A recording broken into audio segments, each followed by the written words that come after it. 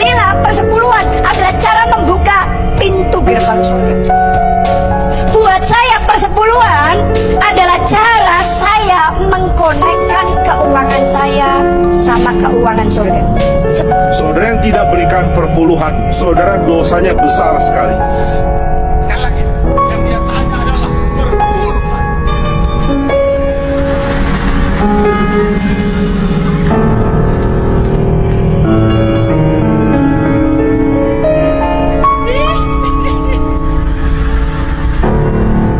Tapi Roh Kudus yang bilang sama saya, tabur sebelum jam 2 siang besok. Mayoritas kami para pendeta hamba Tuhan serupa dengan dunia ini. Tidak berikan perpuluhan, saudara dosanya besar sekali. Tuhan mau perpuluhan, jadi kesempatan kau berbagian berikan kepada Tuhan. Saya tidak pernah tidak berikan perpuluhan. Saya tidak pernah lalai. Kalau saya dapat tambahan, karena saya jadi pembicara di luar, diundang oleh gereja mana, saya selalu akan utamakan perpuluhan. Jemaat harus lakukan hal yang sama. Yang masih tidak setia perpuluhan, kamu harus bertobat.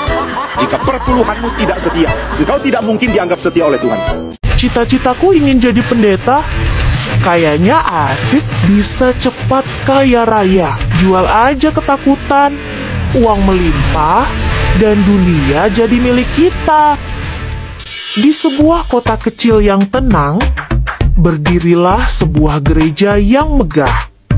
Di dalamnya, tinggal seorang pendeta bernama Piman. Ia dikenal sebagai pemimpin yang karismatik, pandai bicara, dan selalu mengutip ayat suci dengan suara menggema yang menyentuh hati umatnya. Namun, di balik jubah suci dan senyum hangatnya, tersembunyi ambisi yang gelap. Piman mulai merasakan kenikmatan duniawi ketika seorang donatur kaya memberinya amplop terima kasih setelah kebaktian khusus. Dari sanalah, semuanya bermula. Ia menyadari bahwa imannya bisa dijual, dan mimbar bisa menjadi panggung untuk kekuasaan. Setiap minggu, khotbahnya semakin panjang, bukan untuk membimbing, tetapi untuk menakut-nakuti. Ia bicara tentang neraka dan kutukan bagi siapapun yang tidak menyumbang lebih banyak. Ia membangun sayap baru gereja, bukan untuk menampung lebih banyak umat, tapi untuk menyimpan lebih banyak persembahan. Ia membeli mobil mewah, tinggal di rumah megah, kehidupan bak sultan, bahkan Piman mengenakan jam tangan emas saat memimpin doa. Ia berkata, Tuhan memberkati orang yang memberi, tapi ia sendiri yang menjadi paling diberkati. Maksudnya, paling menikmati kali ya. Tak puas hanya dengan uang, Piman mulai mendekati politisi lokal. Ia menjadi penengah dalam konflik masyarakat, bukan karena peduli, tapi karena tahu setiap keputusan bisa dijual. Lambat laun, ia menjadi lebih dari sekedar pendeta. Ia jadi raja kecil di kota itu, ditakuti dan dihormati. Gusti Yesus boten sare. Namun, seperti semua kisah tamak lainnya, kehancuran datang perlahan. Beberapa pemuda-pemudi gereja yang kritis mulai curiga, menyelidiki keuangan gereja, dan membongkar semuanya. Bukti korupsi tersebar. Penyalahgunaan kekuasaan membuat suara-suara yang dulu dibungkam kini berani bicara. Usaha para pemuda-pemudi gereja yang kritis tadi berbuah baik. Piman ditangkap di pengadilan. Ia hadir tanpa jubah, tanpa jam tangan emas. Hanya seorang pria tua yang kehilangan semuanya. Uang, kekuasaan, bahkan kepercayaan. Mana kesombongan itu Piman? Dan di akhir hidupnya, di dalam sel sunyi, ia meratapi dirinya sendiri, berusaha dalam lamunan untuk mencari keselamatan yang dulu ia jual demi dunia. Semoga dinding sel tahanan tidak terganggu karena kehadiran si Piman, sang pendeta sombong. Kisah tadi adalah gambaran dari perilaku beberapa oknum pendeta zaman now. Bukan bermaksud untuk menyindir ya, ini untuk mengingatkan kita semua. Menjadi pendeta sebenarnya bukan hal mudah. Bisa kita lihat 83 murid Yesus awal-awal. Bagaimana perjuangan mereka dalam pelayanan penyebaran firman Tuhan. Coba kita renungkan kembali kata-kata bijak dengan mengutip dari ayat Alkitab yang tertulis di Yehezkiel 34 ayat kedua. Celakalah gembala-gembala Israel yang menggembalakan dirinya sendiri. Bukankah domba-domba yang seharusnya digembalakan oleh gembala-gembala itu? Kemudian coba kita baca lagi Galatia 6 ayat ke-7. Jangan sesat, Allah tidak membiarkan dirinya dipermainkan, karena apa yang ditabur orang, itu juga akan dituainya. Tuhan Yesus memberkati kita semua. Berikan uangmu kepada Tuhan, maka Tuhan akan memberikan kembali berkali-kali lipat. Ini adalah salah satu kalimat andalan dari teologi kemakmuran, dan teologi ini menyesatkan. Tapi semenyesatkan apa sih teologi kemakmuran? Menyuruh jemaat untuk memberikan perpuluhan atau persembahan dengan iming-iming kekayaan di masa depan mendistorsi makna dari persepuluhan dan persembahan itu sendiri. Persembahan haruslah diberikan dengan sukacita dan kerelaan hati, bukan karena janji berkat materi atau bahkan hukuman Tuhan. Yesus juga mengajarkan agar memberi dengan tulus dan tanpa motivasi pamer atau mencari imbalan. Jika seorang memberi hanya karena ingin mendapatkan balasan materi, maka motivasi pemberiannya salah. Yang kedua, Yesus tidak pernah menjanjikan kekayaan duniawi bagi para pengikutnya. Dia justru mengajarkan bahwa mengikuti dia berarti siap menderita dan menyangkal diri. Yesus mengajarkan penyangkalan diri, bukan mencari kenyamanan duniawi. Teologi kemakmuran membuat pengikutnya menjadi fokus dengan harta dan kenyamanan duniawi. Teologi kemakmuran sering mengajarkan bahwa jika seorang miskin atau sakit, itu berarti imannya kurang kuat. Ini adalah kebohongan. Paulus sendiri melayani dan memberikan semua yang dimiliki kepada Tuhan. Tapi Paulus tetap mengalami kelemahan dan bahkan penderitaan. Ada tradisi yang mengatakan bahwa kaki Paulus bengkok oleh karena dia berjalan sangat jauh untuk mengabarkan Injil. Jadi orang benar memang bisa menderita, dan itu bukan karena kurangnya iman atau bahkan kurangnya persembahan. Mari mengenal teologi kemakmuran yang mulai berkembang di Indonesia dan menjadi kontroversial. Teologi kemakmuran muncul pertama di Amerika Serikat pada abad ke-20, dan terutama berkembang di kalangan gereja-gereja Protestan karismatik dan Pentakosta. Ajaran ini sering dikaitkan dengan beberapa pengkhotbah terkenal yang menekankan positive confession atau pengakuan iman positif dan konsep iman sebagai alat untuk mencapai kesuksesan finansial. Teologi kemakmuran pertama kali populer melalui tokoh-tokoh di AS seperti 1. Oral Roberts, salah satu pelopor teologi kemakmuran pada tahun 1940-an hingga 1950-an. Ia mengajarkan tentang benih iman yang mengharuskan jemaat menanam benih berupa persembahan untuk menuai berkat Tuhan.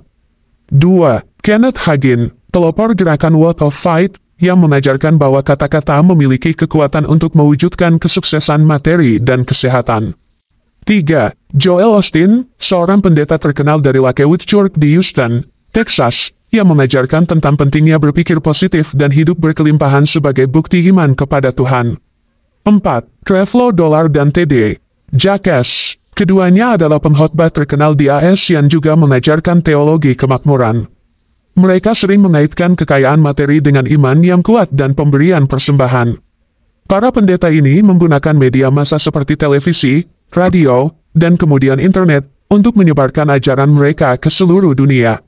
Teologi ini tumbuh besar di negara-negara berkembang karena daya tariknya bagi mereka yang menginginkan peningkatan ekonomi.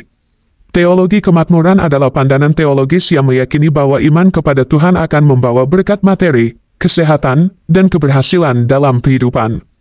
Ajaran ini menekankan bahwa Tuhan menginginkan umatnya hidup dalam kesejahteraan, dan bahwa berkat tersebut bisa dicapai melalui iman yang kuat, perkataan positif, dan tindakan rajin dan aktif memberikan persembahan dan perpuluhan. Ajaran ini seringkali menghubungkan antara persembahan dan perpuluhan dengan keberkahan materi yang dijanjikan oleh Tuhan. Makin Anda memberi persembahan dan perpuluhan, makin hidup Anda diberkahi oleh Tuhan dengan kemakmuran dan kekayaan, kekuasaan dan popularitas, serta kesuksesan bagi Anda sekeluarga. Namun, teologi kemakmuran seringkali menuai kritik, terutama adalah bahwa ajaran ini bisa menyesatkan jemaat dengan mengutamakan aspek materi daripada spiritualitas sejati. Para kritikus berpendapat bahwa Injil lebih menekankan pada kehidupan yang penuh kasih, pengorbanan, dan solidaritas dengan sesama, khususnya mereka yang miskin dan menderita, daripada kemakmuran materi. Dalam Alkitab sendiri, terdapat banyak pengajaran yang mengingatkan agar umat tidak terlalu terikat pada kekayaan duniawi, seperti dalam Matius 6 ayat 19-21 yang menyebutkan tentang mengumpulkan harta di surga, bukan di bumi. Selain itu, banyak tokoh Alkitab seperti Yesus sendiri, para nabi, dan para rasul, hidup dalam kesederhanaan dan lebih mengutamakan kesejahteraan rohani daripada materi. Dalam konteks gereja, penerapan teologi kemakmuran dapat berisiko memusatkan perhatian pada kekayaan dan kesuksesan pribadi, sehingga mengabaikan nilai-nilai dasar Kristen tentang pengorbanan, kerendahan hati, dan pelayanan bagi sesama. Terkadang teologi ini bisa menjadi propaganda pemimpin jemaat untuk mengumpulkan pundi-pundi rupiah bagi kepentingan sendiri dengan tujuan memperkaya diri dan pamer mobil mewah, jam tangan mewah, rumah mewah dan tas-tas branded seperti layaknya artis-artis Indonesia untuk pembuktian bahwa semua karena berkat dari Tuhan karena telah beriman kepada Tuhan. Cari fratelli e sorelle, buona Pasqua.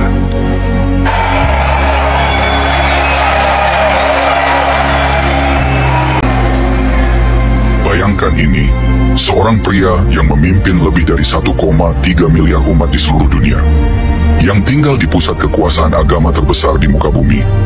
Paus Fransiskus wafat dan hanya meninggalkan 100 euro. Tidak ada rumah mewah, tidak ada rekening bank, tidak ada warisan kekayaan berlimpah. Hanya 100 euro dan sebuah warisan yang jauh lebih bernilai, yaitu keteladanan. Ia menolak tinggal di apartemen mewah.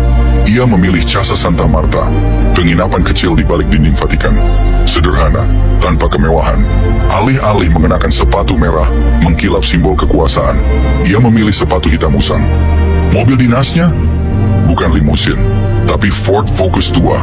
Ia makan bersama para staf di ruang makan biasa, tanpa pelayan pribadi, tanpa gelas kristal.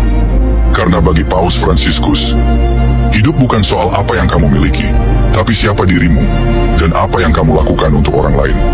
Ia tahu kekayaan bukan di dompet, tapi di hati. Dunia menangisi kepergiannya, tapi dunia juga terinspirasi olehnya.